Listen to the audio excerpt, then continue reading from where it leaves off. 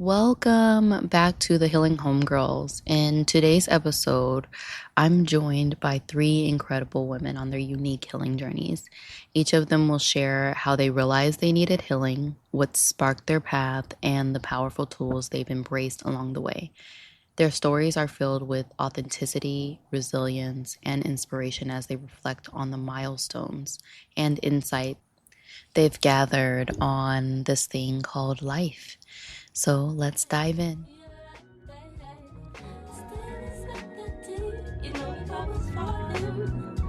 Alright, so here's how it's going down.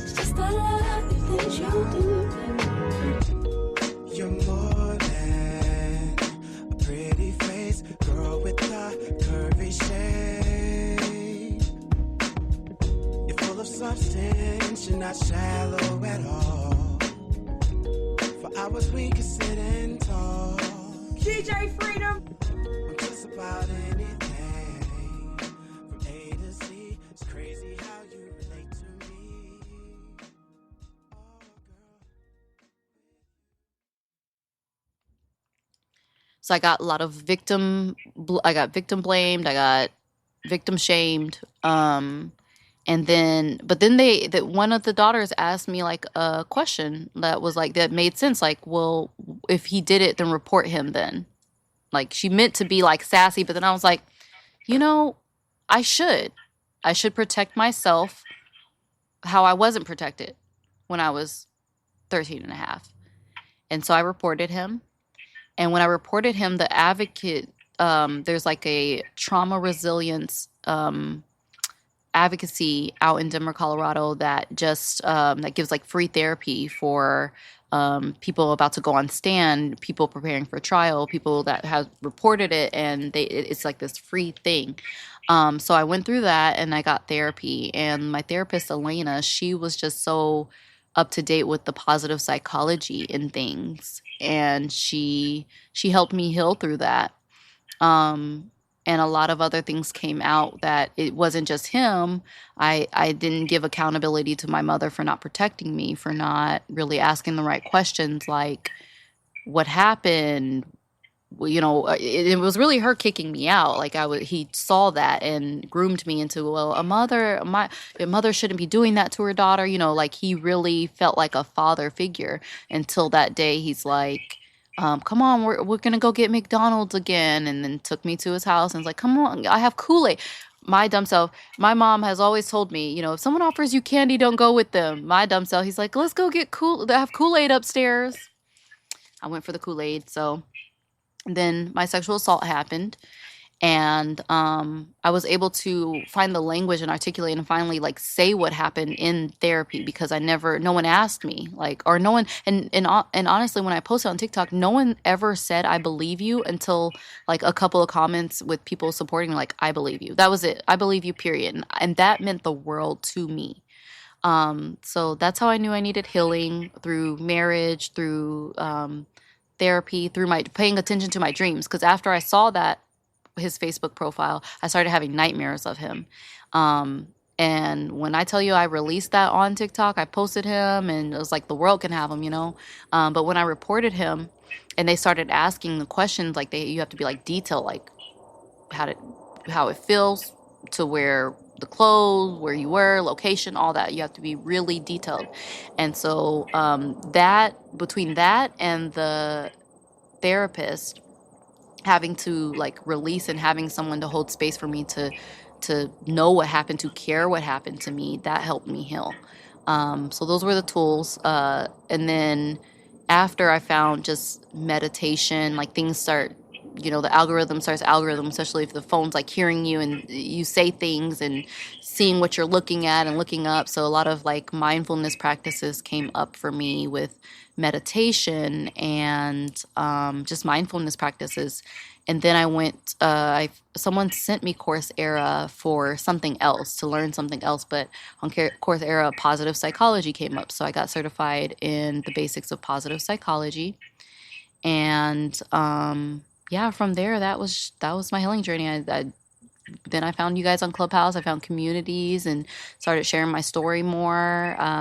My podcast started as Dear Mama, Hi Daddy to release my trauma from my parents. It was Dear Mama, Hi Daddy. And then I revamped it to The Healing Homegirls because I started meeting so many other women that went through what I went through, similar experiences and different, some way worse, and they were being vulnerable and coming on my platform to share their story. So I thought it was like, okay, it's a thing. So now I have you ladies on here to share and be vulnerable with your story.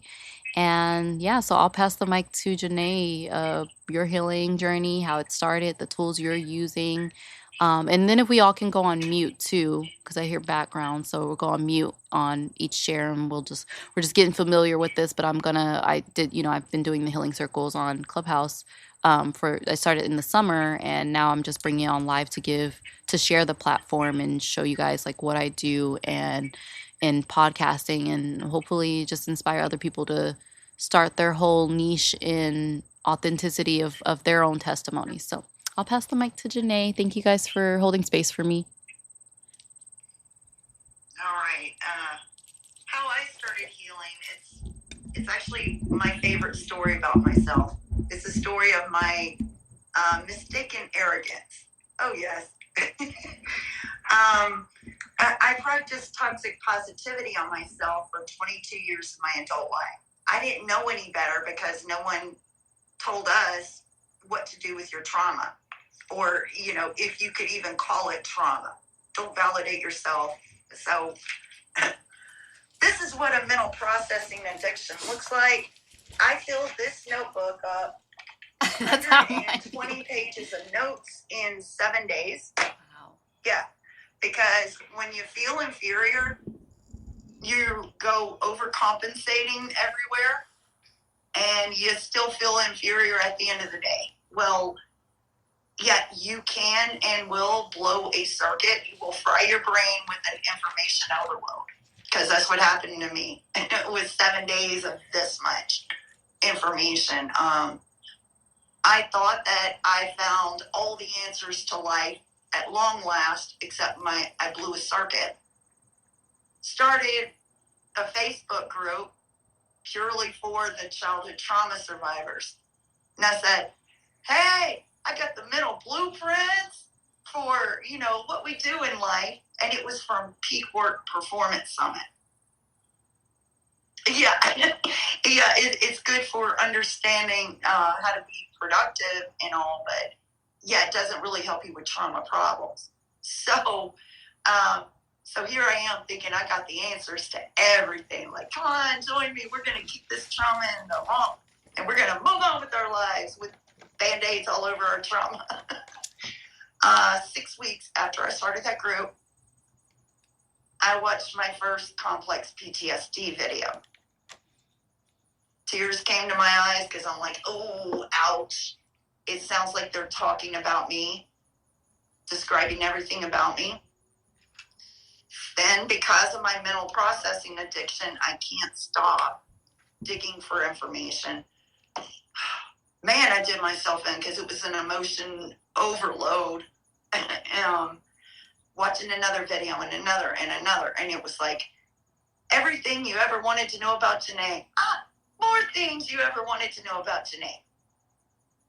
I was shattered, and I was like, my God, am I nothing more than a series of trauma responses?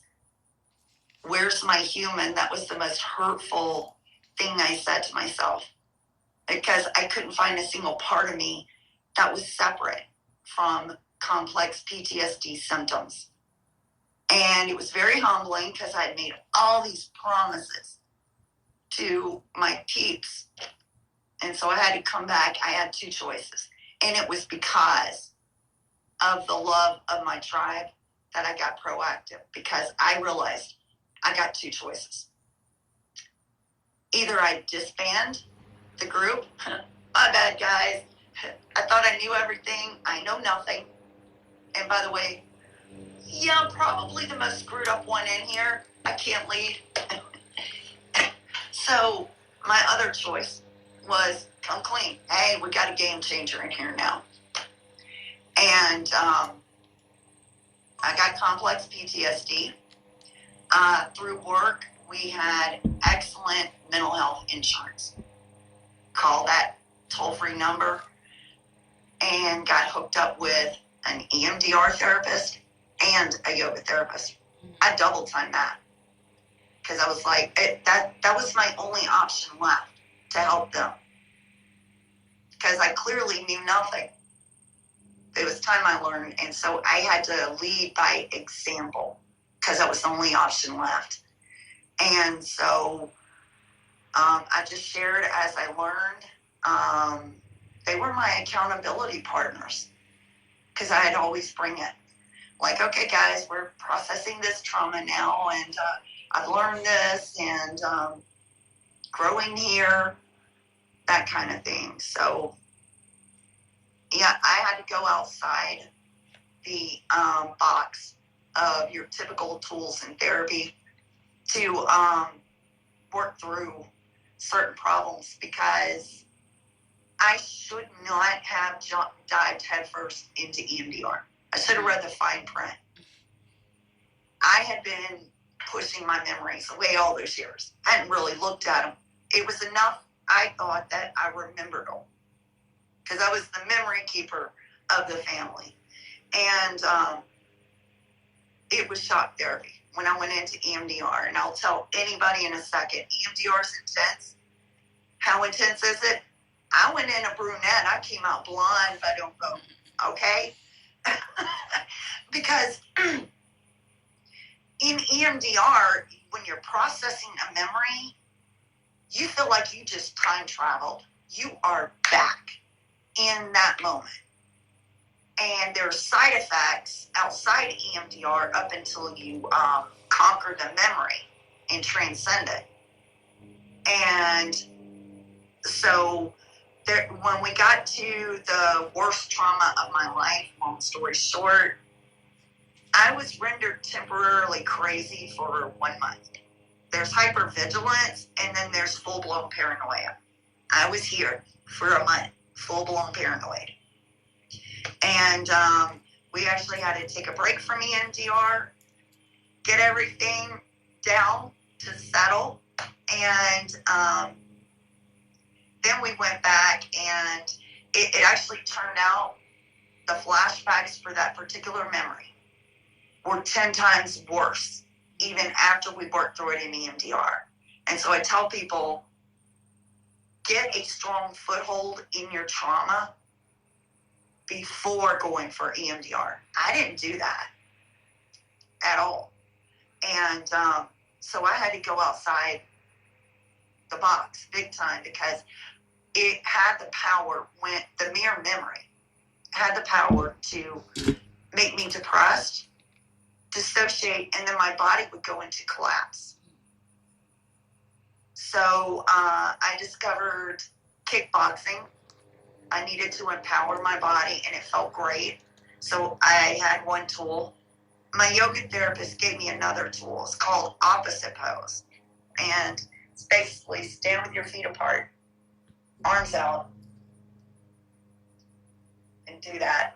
So that was another tool. And I was able to use it in a pinch, like if I was out at the grocery store or something, I would just, I got to snap my back, life is hard. But I was actually doing a really fast opposite pose. I created a vision board, something to look at. I created a structured playlist that helped me go get comfort and go somewhere with my imagination. I called it musical EMDR. So I had these 4 tools. And so I had to manage it. We got to go outside a box a few times in our healing. And I'm telling you, creativity is your friend. And so is trauma-informed therapy. So that's been my journey. And I accidentally found my calling purely because I started the support group thinking I knew everything, only to realize I knew nothing. And so now here I am advocating for complex PTSD.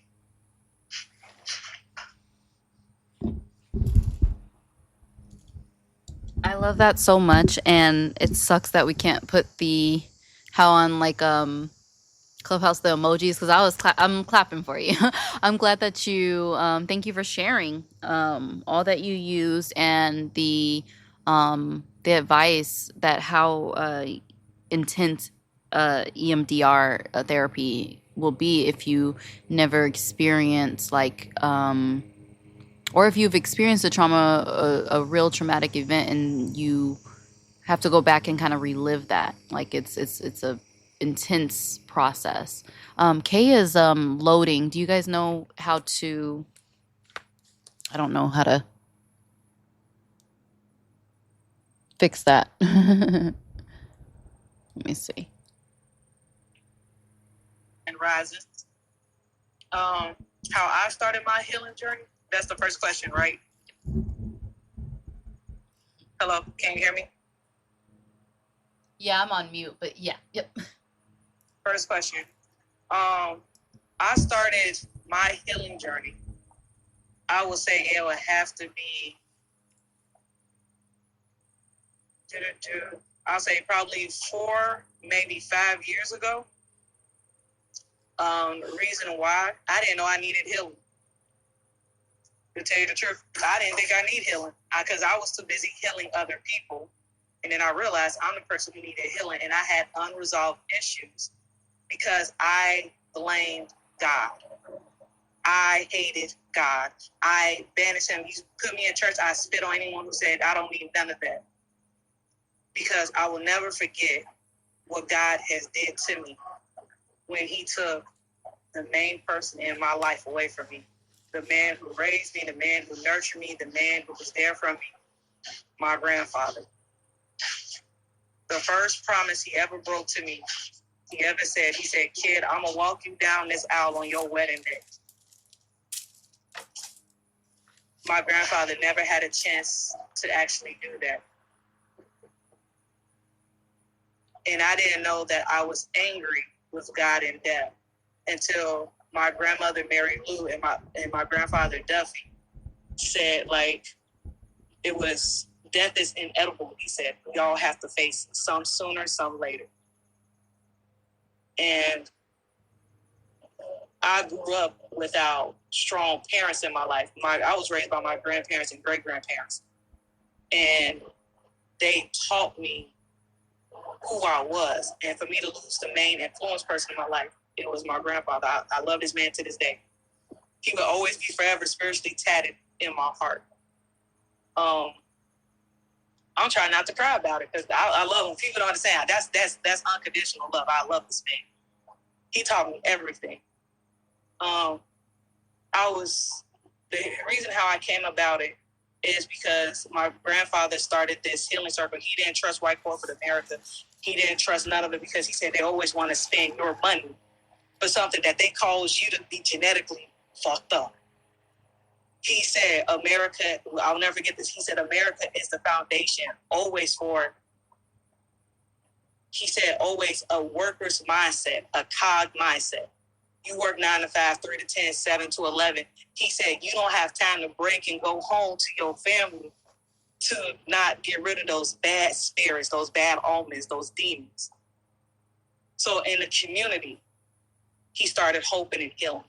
And he used to go around saying, if you need someone to love you, I'll love you. If you need someone to talk to, I'll talk to you. If you need me to help you get a job, don't ask me. Because back in the day, it was easy for us to get a job. But I will help you get in tune with getting a job. I will help you get in tune with your legal rights. I will help you face this family demon. I will help you face these traumas. I saw him do that.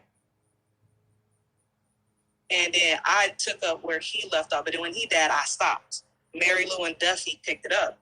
And then I realized they started getting older, but I didn't know I needed healing until I read his diary, his journals. And I read them. I can't help nobody if I don't what? Practice it. Teach what you, he always talk about, don't teach it. Practice it, then teach it. And I sat back and I looked at all the trauma. He says, I looked at it. I started doing some of the exercises. I said, man, and I remember from the ages of 3 all the way up to I'm 31 now from that. And I'm looking at it, it's like, okay. in this one segment, and it's talking about what hit you the most. And I realized, boom, my grandfather's death. It was my dark ages. I was too busy running around, helping people, wasting my time, helping them, people who didn't deserve my time, my patience, potentials, everything. I just realized that, man, I wasted it. And then I started focusing on myself. And I started saying, like, what can I do to improve myself? What can I do to improve me? What can I do what does healing look like for me? What is my family trauma? Where is this demon at? My grandfather was good at tracking demons. He said, man, my son's a whore. He's addicted to whore. So that's the sex demon. Oh, my other daughter likes money. Oh, there you go. She's a showboater. Boom, boom, boom. And I said, like, okay, which generation this demon is going to attack? People don't believe that addiction is a spiritual trauma. That's something that's embedded in your mother's womb. This is something that it passed down from generation to generation. People don't believe that. But in reality, it is. And then I looked at it. And then when it came to me, my son hit me. He said, Mommy, you're white. My biological father is white. I said, no, I'm off-white. He said, you're yellow. Still is white. He said, I'm brown-skinned. And then it hit me. I said, why are you asking this? He said, because I see other people dying like me on the streets. My son was 7 years old. I said, that's the demon. My son suffers identity crisis. Okay, now I know what to do. Now I know how to heal my family. Now I know how to heal people now. Because people is so worried about marginalization, stigmas, and everything amongst the Black and brown community that they don't see that we're affected when it comes down to ongoing political laws and policies that affects us. When it becomes a social norm saying that it has to stay in the family, keep it in the family, we fix it. But how you got a whole bunch of Indians, but not enough chiefs. You got a lot of chiefs, but not enough Indians. There's no balance in between the healing process. And a lot of people do backlash, and they don't know how to naturally heal and love each other the right way. And to me, that's the beginning of my healing journey. It's because when my son asked me that question, and when he started putting color into it and saying how he sees himself as a statistic, to me, no mother, no aunt, no friend wants to hear that from nobody. And it also started when my grandfather left, because he should have never died, even though the man was 100-something years old. But still, that's not the point. It's like he gave me a tool, and I didn't use it, and I resented myself for it. And now I have the tool, and I have the support team of, like, you know, Jasmine, Janae, Battle-X, Mama K's on the phone, and and we're here now. So that's the start of my healing journey. I'm still in the beginning of it. But during the time, I made a lot of resources and a lot of good people, and I'm bringing as many people as I can to the top. And if I can't make it completely, I make sure I connect people to the right people so that they could surpass me, so that they could give back to the communities. Yasmin, what's the next question?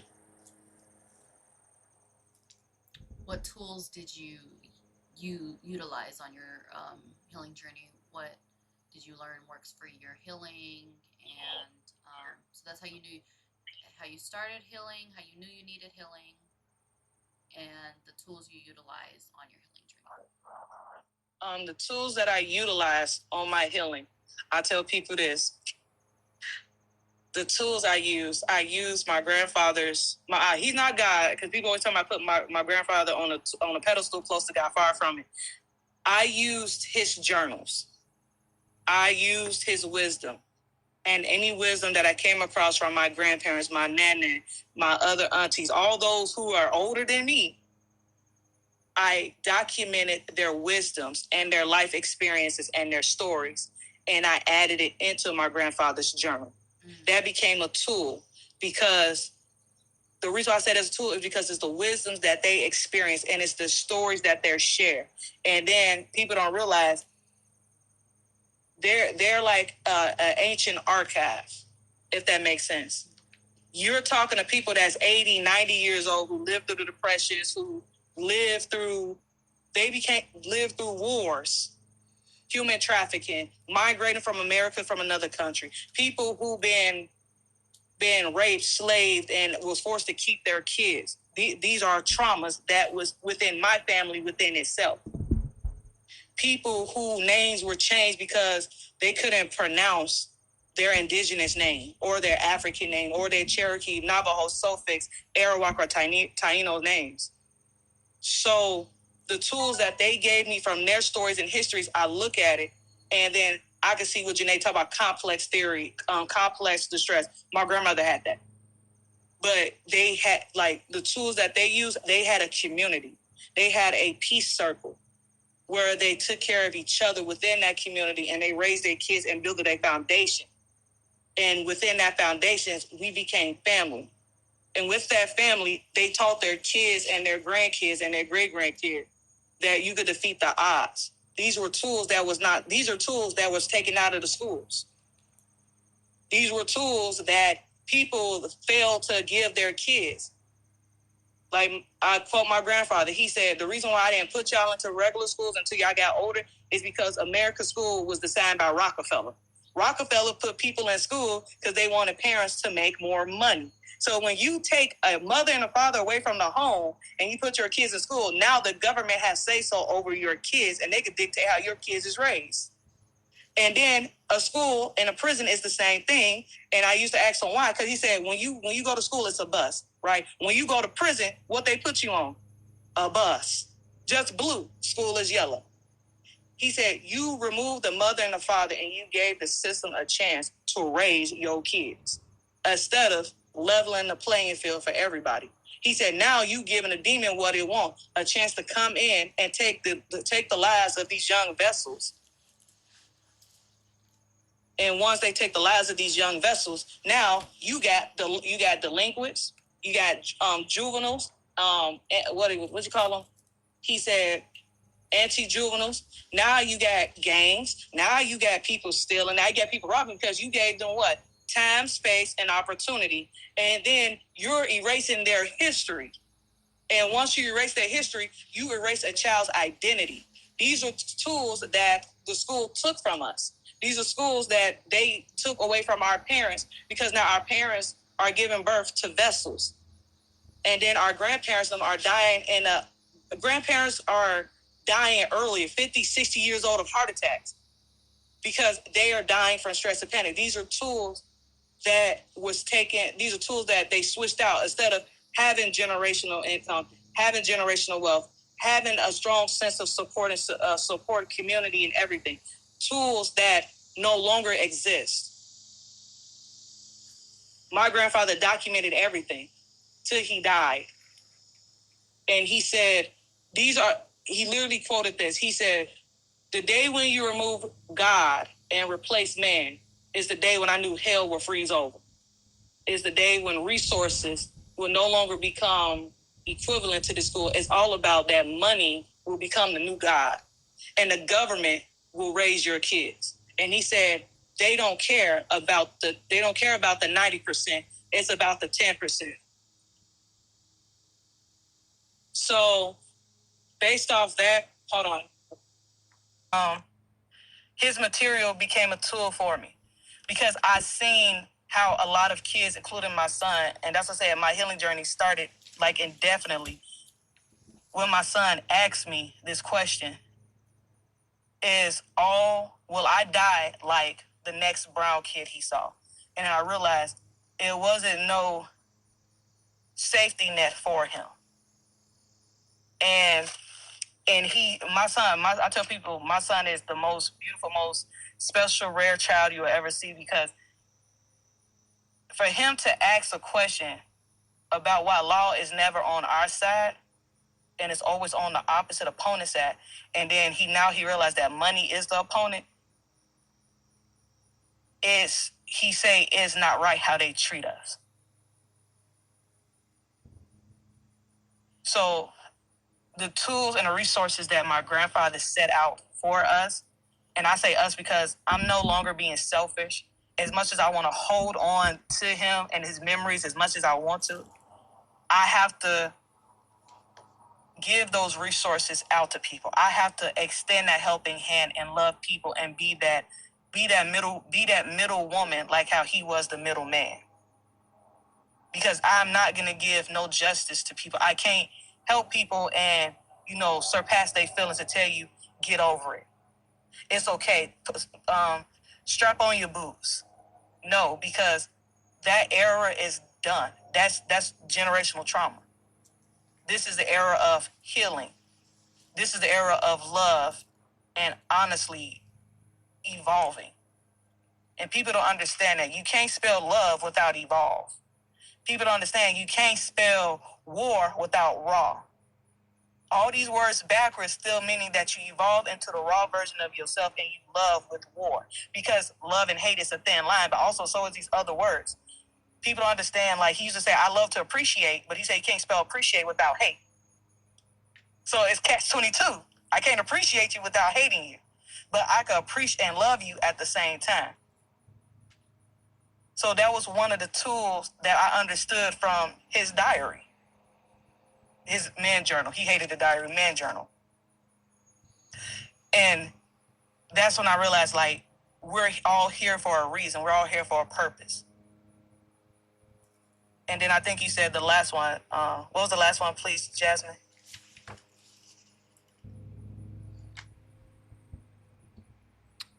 I think you answered all of them. How you started your healing journey, how you knew you needed a healing journey was your son's question. How you started it was his, and then the tools you utilize. I think you answered them all. Okay. But if there's anything else you want to add. Is there anything else I want to add?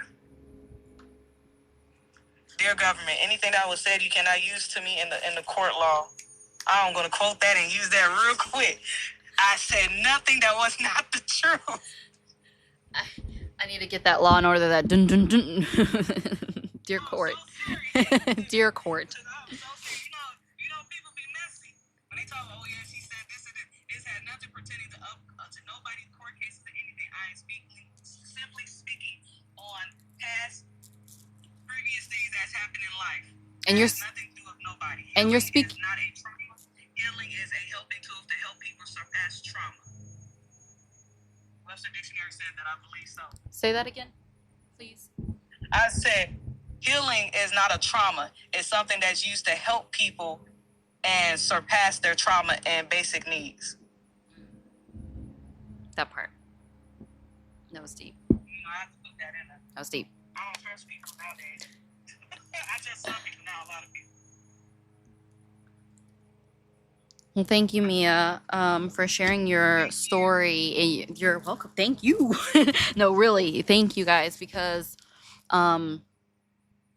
tools. I didn't even realize how history is a tool in itself. History. Know your history, knowing your history, knowing what gave your family that stress, that panic, that survival mode, knowing these things. And then to give resources. So I love that. That's definitely gonna help the next person. So I love that I got to, again, record this.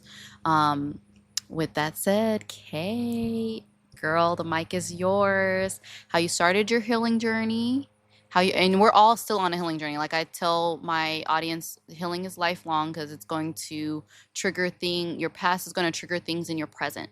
So your healing is a lifelong journey. So I know we're also on a healing journey. How did you start your healing? How did you know you needed healing? And the tools that you are utilizing as you go on your healing journey. The mic is yours.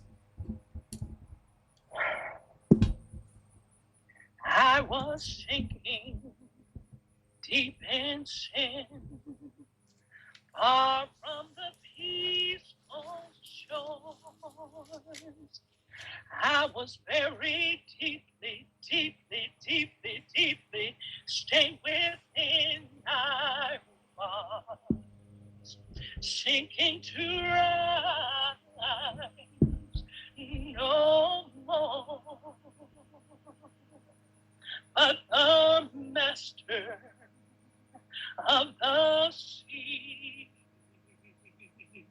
heard my despairing cry, and from the water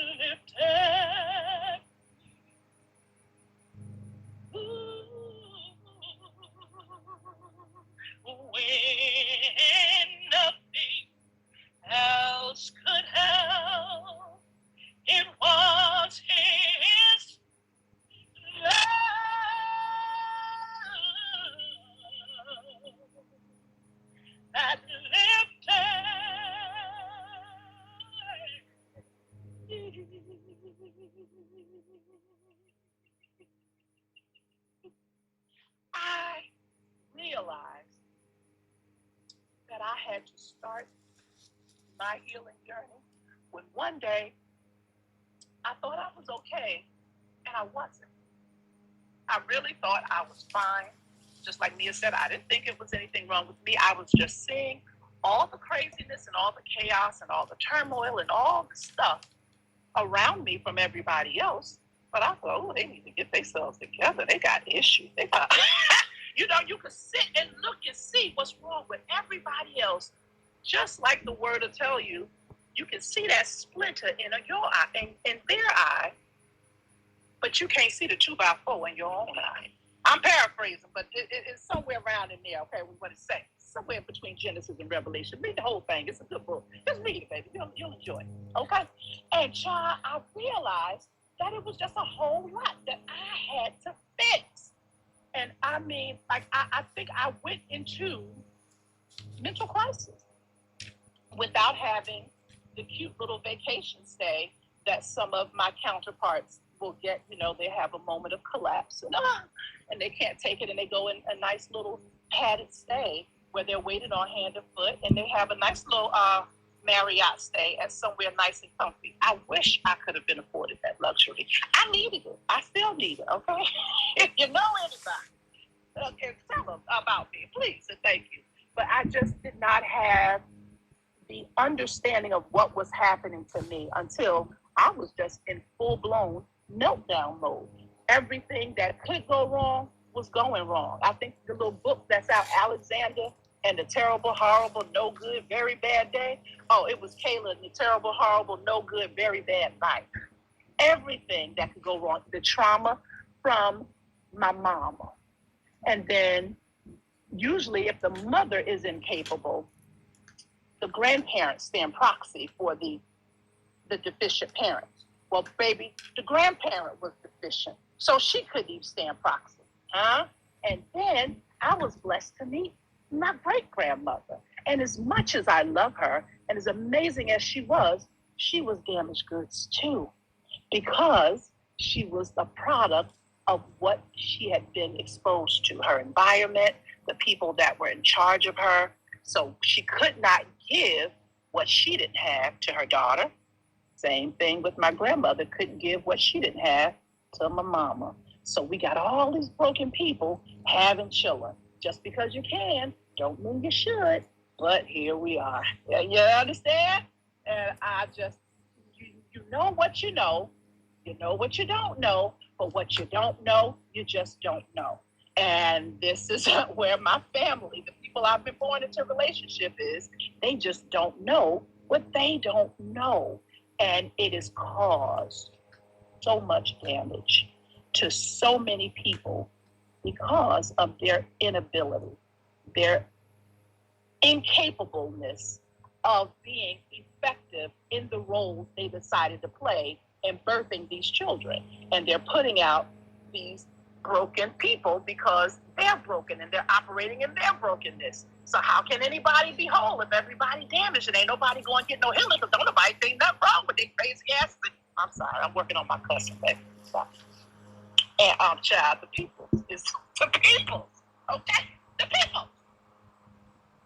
So I realized when I saw how my mother continued in her dysfunction and toxicity, and how it just only got worse. I guess hindsight was 20/20. It allowed me to see when I started looking back over the years, because last year I started noticing, or I was actually acknowledging what I did not want to see, because that's what it was. It wasn't that I didn't see it.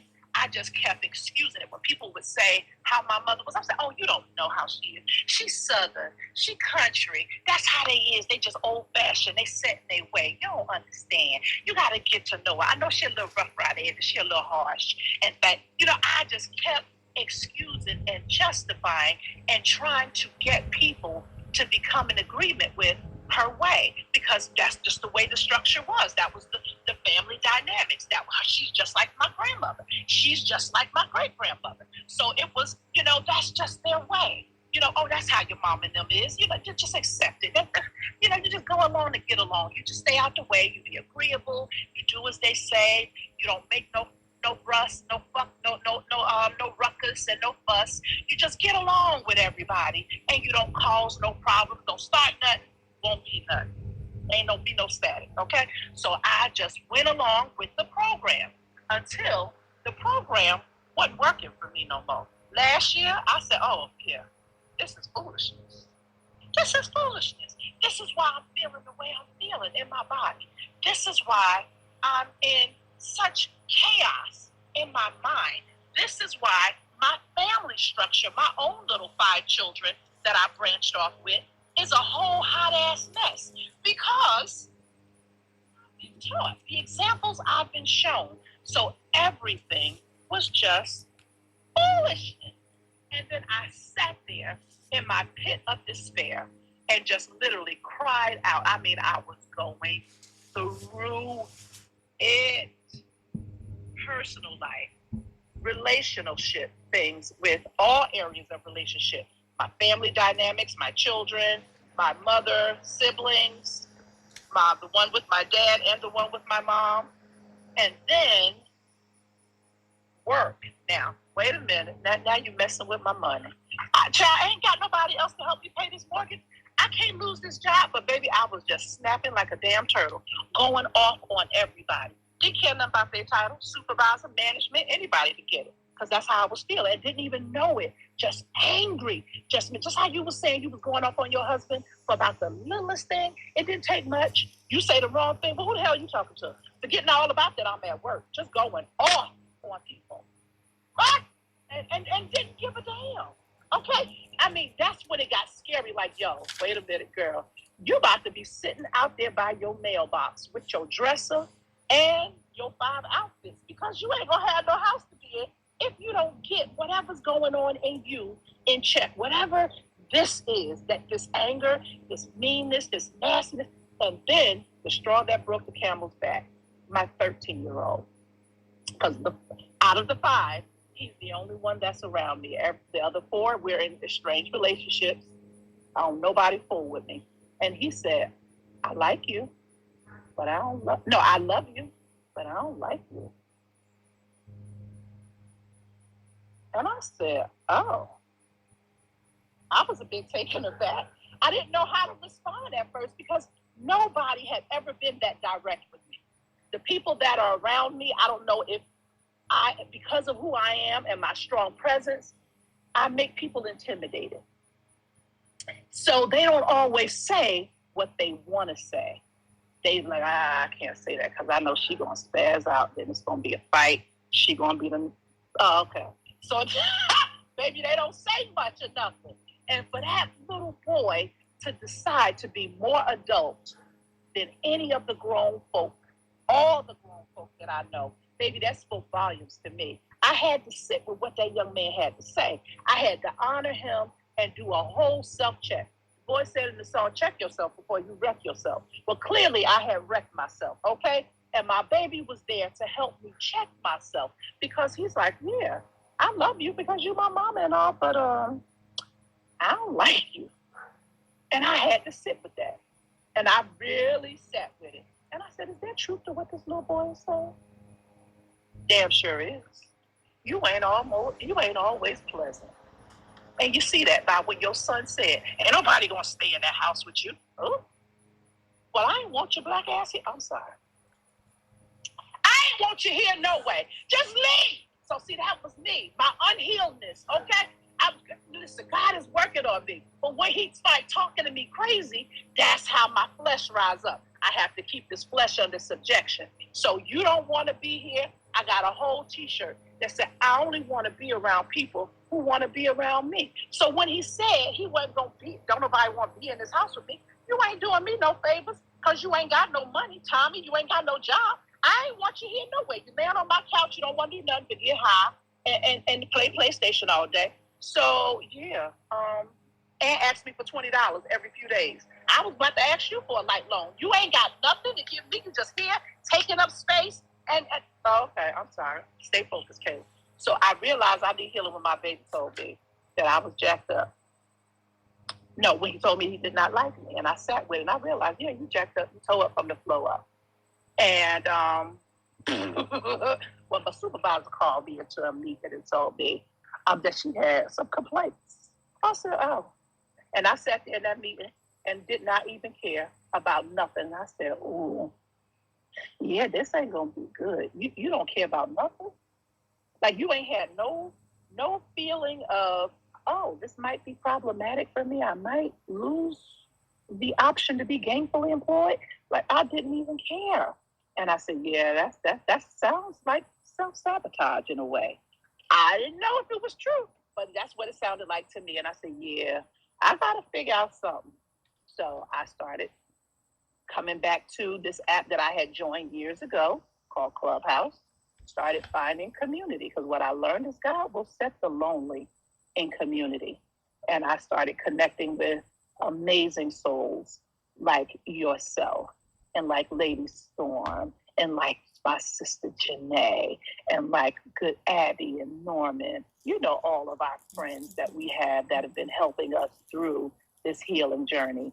And I started there because it was free, child. Free 99 worked for me, okay? Because I'm poor. I am awaiting my wealth to arrive, okay? Because the Bible tells me, but the Bible says the wealth of the unrighteous is laid up. The wealth of the wicked is laid up for the righteous.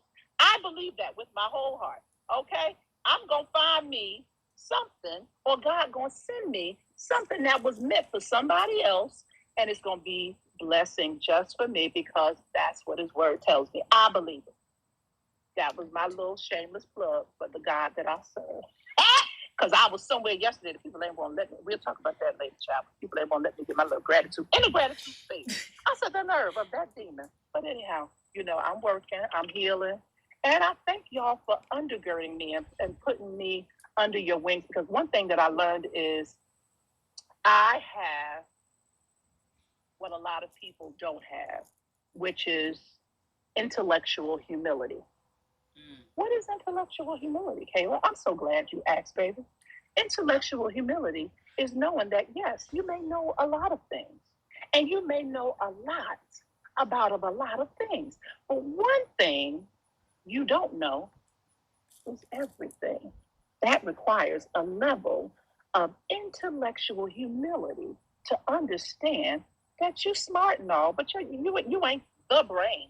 You ain't got it all. Other people got stuff that you don't have. So remain in the posture of a student. Remain humble. Stay low so God ain't got to cut you low. Okay, don't get the big head. Don't be walking in vanity and arrogance and conceit thinking you've arrived and you've obtained and you know it all. Other people can teach you something. Remain teachable. Remain trainable. Remain moldable. And that's what I've done with you all. Y'all have been such a blessing to me and helping me with the things that I don't know. That's the puzzle piece. You know, I can navigate my way to the things that I don't know because I know what I don't know and I can know to help myself with it. But y'all have been that missing puzzle piece that I didn't even know I needed in so many ways, with helping me with the things that I did not know that I did not know. And y'all have been so much of everything that I've needed, and I'm eternally grateful. I love y'all with everything. Each of y'all got your own little chamber in my heart. Listen, y'all, my peeps, my babies, I love y'all. And some of us the same age, and y'all calling me mama. I'm like, how y'all call? And then some of y'all older than me and calling me mama. Lord Jesus. We just family. Family. They're looking for the mother figure. That's all. But I just love y'all for loving me. And love is what love does. It's an action word. And y'all are literally love in action. I mean, it's just amazing to meet a complete set of strangers, and they are more to you than the people that you've known for the last 20, 30 years of your life, 40, or however. You understand? I'm just grateful for the thing that God does. He's so intentional, and nobody can tell me otherwise that this wasn't an express act of God to say, I'm going to help my little crazy little brown Georgia peach down there. I'm going to send her these people, and they are going to give her life. I gave her life and life more abundantly, but they're going to give her life in a different way, where they're going to help her spread her wings and fly away to a place where she longs for. I'm grateful for y'all. I love y'all so much. Thank you. We love you. Oh, that was everything. Thank you, Kay. Thank you, Kay. Mia, did you want to, is Amanda, real quick, is Amanda still here? I can go out and then let her in. I don't, let me see if she's still, are you still here, Amanda?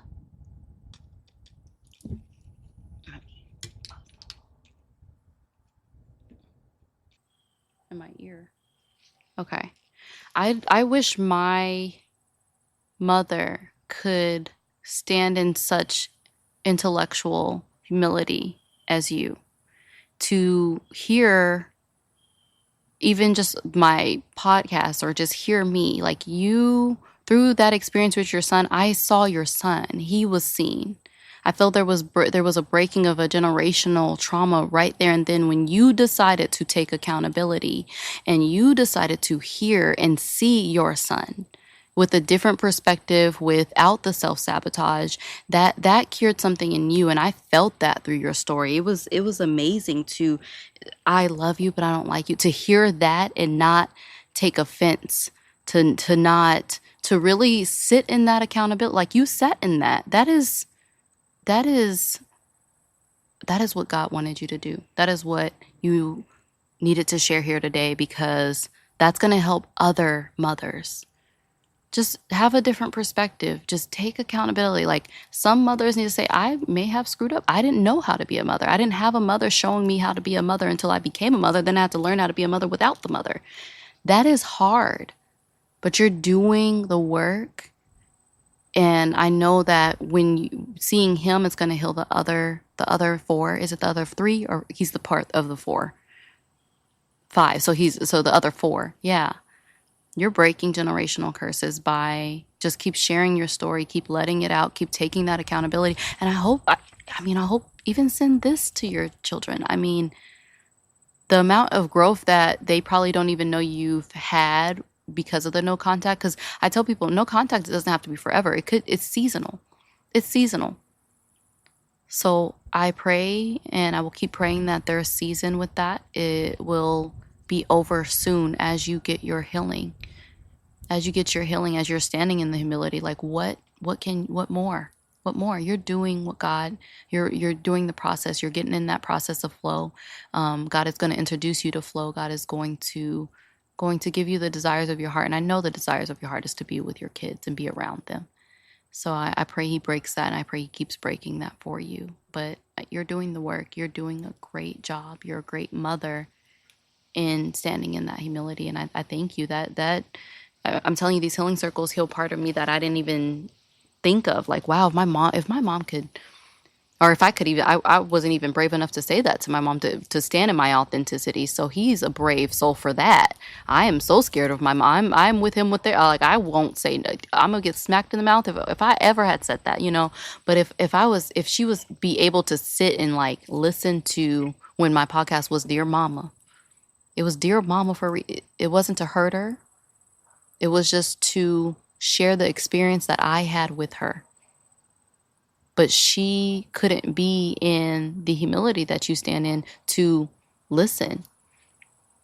It would be my learned pattern of my emotional burst, my emotional outburst. I learned that from somewhere, and that's how I know. I already knew the pattern. So the pattern was patterning through my learned behavior. So I couldn't share that. So I decided to make a podcast. And that's why I say, like, this stuff it's healing work. And how do we show up authentically in that influence, So I pray that this reaches who it needs to reach, that all of the ladies, the women here that were vulnerable on my podcast, that's blessing to my podcast. I just know it's going to reach who it needs to reach to.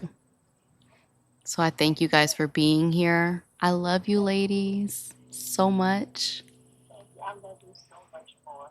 And you spoke such volumes when you said about the willingness to listen. Because for so long, I always had people to say, oh, You'll tell us, but you won't listen to us. You want us to hear you, but you won't hear us. And I realized that was a bad, ugly habit that I learned from my mother, from my grandma, because they were the authority. They knew.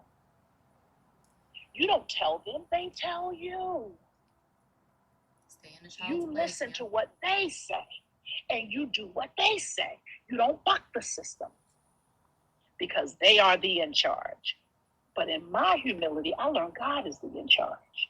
Ain't no feeble, flawed, imperfect human being in charge. God is the authority over us all. And we have to learn how to be better stewards of the people that he gives us.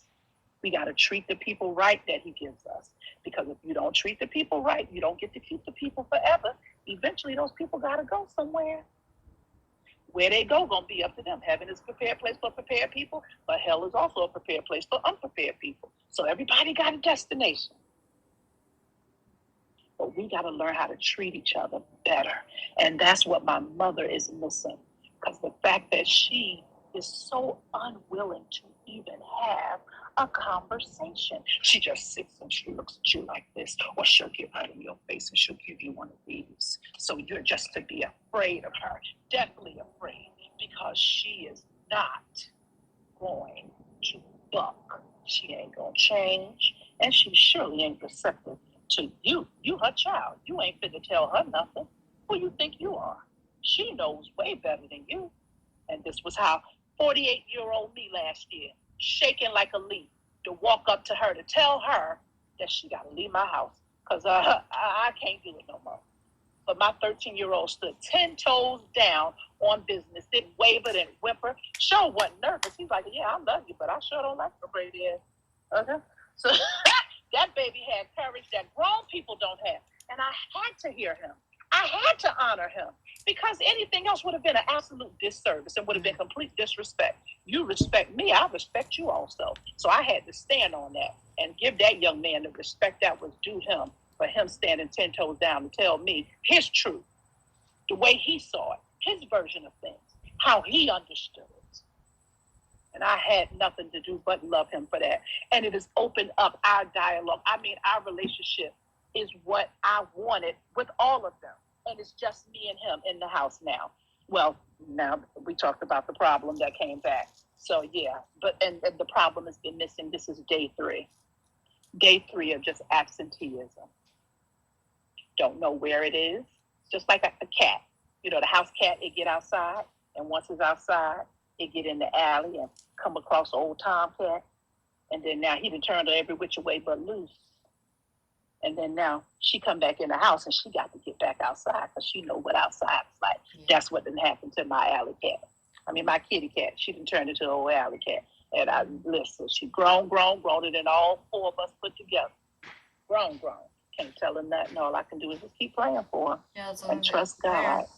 Prayer, trust him, cover. And that's the thing with, another thing with me going no contact was a mother has so much power in her tongue over her children.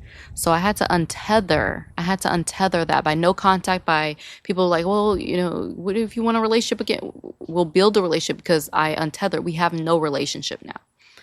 She said it best in the voicemail. She don't with me and I'm but seriously, I mean, that's one thing I can say. She's not saying nothing. It's her delivery, you know, but no, I had to untether that because I didn't want my life to be a lesson for her. Like, you know, you lose a child and then all of a sudden now I have to heal because I lost my baby. No, I don't want you to speak death over me in different ways. Unbeknownst to her, I'm not saying she's saying, oh, I hope, you know, but I don't want to be that lesson for her. She has the other child. They are together, cool, but that her healing will happen in her time and how it needs to be introduced to her. My healing was introduced to me through, again, in my marriage. So people, you never know how it's going to be introduced to you. Yours was introduced through your children, Mia and Kay, you know, that you need to heal. It's introduced through words, Janae, through your experience and the people around you. Well, yours started, like, you knew at 12, you know, that when it was just the lack of we need to get into that in another episode, the lack of knowledge some actual therapists and counselors have to in reporting abuse and sending them back with the abuser. Yeah, your story will definitely change when you get sent home with an abuser. I just want to, so that's why no contact, no is a great boundary, and just setting boundaries, even if you don't want to go no contact, maybe just speaking to them less and seeing what life is like without them, without their perspective, or without their authority or control like that they had as a kid, because you kind of grow up still in that kid like mindset of like wanting the parent to be a parent, wanting the parent to take charge and say so, like, what do I need to do now? It's cold outside, do I need a sweater, or can I wear, is it safe enough to wear this shirt, it's like you're looking for direction. I see that now on my child. Like, I'm like, what, the 10-year-old should just get it, but I have to remind myself, no, they're not going to. I literally have to manipulate in the best way to help him through his developmental years, because without that, yeah, like you said, the alley cat will start alley catting when they get a taste of it. Get a taste of the real world. So, okay, I'm going to try Mia, did you want to, or Kay, did you guys, whoever wants to switch out to go below so I can try to get Amanda up one more time, and if not, I'll wait till, okay. Love you. Thank you so much. I'll talk to you later. Okay, and then let me try to invite her and see if this will work. Hold on.